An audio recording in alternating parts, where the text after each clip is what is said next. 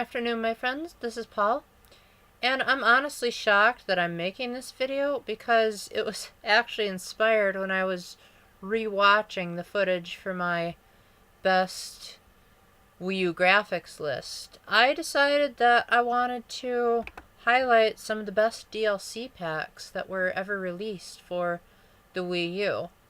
So because DLC is kinda subjective, I'm going to try my best to provide the list in the order of how effective they were as DLC. And surprisingly enough, as I'm re-looking over this list as I'm filming this, I really only need to make one adjustment to the initial order that I typed them in as a sort of reaction. So, without further ado, let us begin. So, number 5 is Xenoblade Chronicles X. Now, this has to be one of the most pointless, but one of the coolest additions to DLC that I have ever seen. And I am a huge fan of DLC in most Nintendo games. But this one just takes the cake for the most value for your money. For absolutely nothing, you can download individual DLC packs to reduce the loading times for different situations in the game. Yes, it takes up extra space on the Wii U, but why can't more games give you the option to decrease the loading times without having to pay for it and without needing a patch? That, my gosh, I was just... So my friend Nick and I, we were trying to, look up various DLC for his Wii U games, and we were like, oh, Xenoblade Chronicles X has DLC? Can't say I heard about that. And when they were all, let's make the game load faster packs, I was like, what's your excuse for not downloading this earlier? And the only problem was we didn't have enough space to put it on his Wii U, but he figured there was more than enough things that he could delete, so we managed to get the job done. Next up is Hyrule Warriors. Now this game's DLC feels kinda meh when you compare it to Hyrule Warriors Legends, and all the DLC is gonna feel like that once the definitive edition comes out for the Switch. But when I first started playing Hyrule Warriors, I absolutely gobbled up the DLC. I loved the fact that it provided even more fan service to an already overwhelming amount of nostalgia for Zelda players. Plus, it added more content with the new adventure maps, the new characters, an entire boss rush survival mode, which I regret I didn't even try. And it added new songs in the soundtrack, which I always like, and that's one of the reasons why I love, well, I better not spoil it, but one of the reasons why I love some of the later packs in this deal.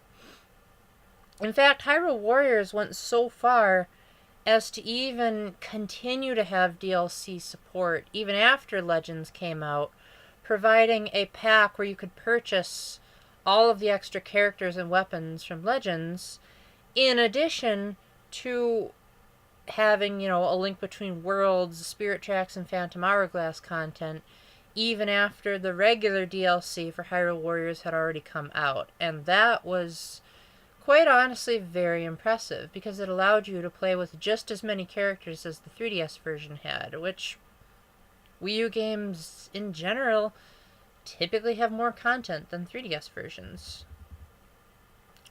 Number 3 is The Legend of Zelda Breath of the Wild. I feel like Breath of the Wild comes up in like every Wii U list I ever make, but I can't deny that Nintendo, for the most part, really nailed it with their DLC packs. So much so I even made a review of both of them.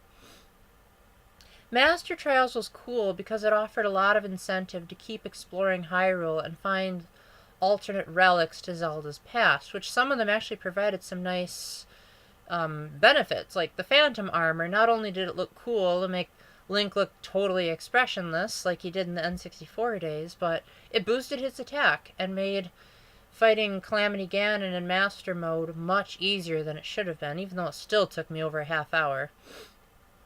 But besides that, it offered the Trial of the Sword, which, if people have ever complained about Zelda's combat system being broken or too easily exploited, they probably haven't tried Trial of the Sword or beaten it yet, because Trial of the Sword teaches you to master literally everything Breath of the Wild has to offer and more. And as if that weren't enough for you, then the Champions Ballad came along, and with the exception of the very disappointing story, which actually was completely false advertising, might I remind you, it offered a brand new dungeon, which I was totally mesmerized by, even if Game Informer totally disagreed with me. It offered new shrines, which also provided some of the best challenges in the game. It had the whole one-hit obliterator section, which kind of reminded me a little bit of the Silent Realms and Skyward Sword, which were my favorite parts of the game. And even though one of the challenges was immensely frustrating to figure out what I had to do, and I eventually had to look it up, and even then I was like, there's no way I would have figured that out. How the heck does Nintendo expect anyone to... Ugh. But, looking aside the nitpicks, Breath of the Wild did an amazing job of taking an already nearly perfect game and providing more incentives to come back to it, even after you thought you explored every nook and cranny of Hyrule. Number 2 is Mario Kart 8. This probably deserves number 1 for its value alone, because this is one of the cheapest DLC packs ever, but yet it packs probably the most content for its cheapness. You get tons of new tracks, tons of new music, a 200cc mode. Actually, I think that was part of a patch, so that doesn't count. Entirely free Mercedes-Benz stuff that you could put your characters into carts.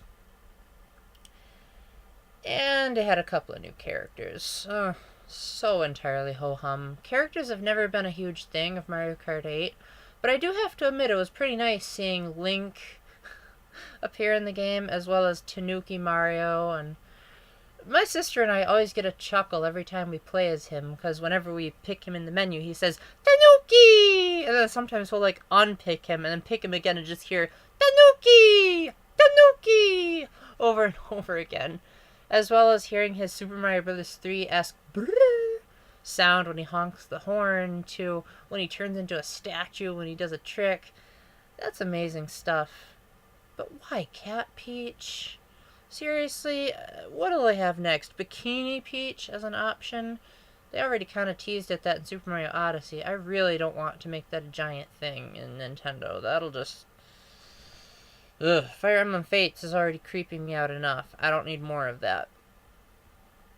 And finally, as should be a surprise to literally no one, Super Smash Bros. I have heard reports that Super Smash Bros. Has so much DLC that the price for the DLC combined is more than the price of the actual game, which is kind of ridiculous, but if you look past the overabundance of Mii Fighter costumes, seeing as I hardly ever use Mii Fighters to begin with, Super Smash Bros. Is an absolute must-buy for what it has to offer. You get a ton of new trophies, tons of new stages, tons of new tracks. The music tracks alone would make it worth it. But then you get, stuff based on Bayonetta, Final Fantasy even, and a little bit of Fire Emblem Fates fan service, which, as divisive as the game was, having Lost in Thoughts all alone was one of the things that wasn't. And thankfully they didn't have the absolutely miserable Japanese version in there. Overall, Super Smash Bros. Is even more impressive considering the fact that Sakurai didn't even intend to have DLC until after the game was finished developing, and yet it seemed to flow so seamlessly into the main experience. My only gripe, besides the overabundance of Mii Fighter costumes, is, well, 2, really. There's not enough Final Fantasy songs. There's only 2 in both versions. And I kinda wish they had incorporated the character introduction sequences into the cinematics menu. As it stands, only the characters in the non-DLC are included. But anyway, to stop this video from going over 10 minutes, thank you very much, and hopefully I'll be able to talk about DLC for the 3DS and Switch very soon. And until the next time, keep the faith, stay epic, and God bless. Bye.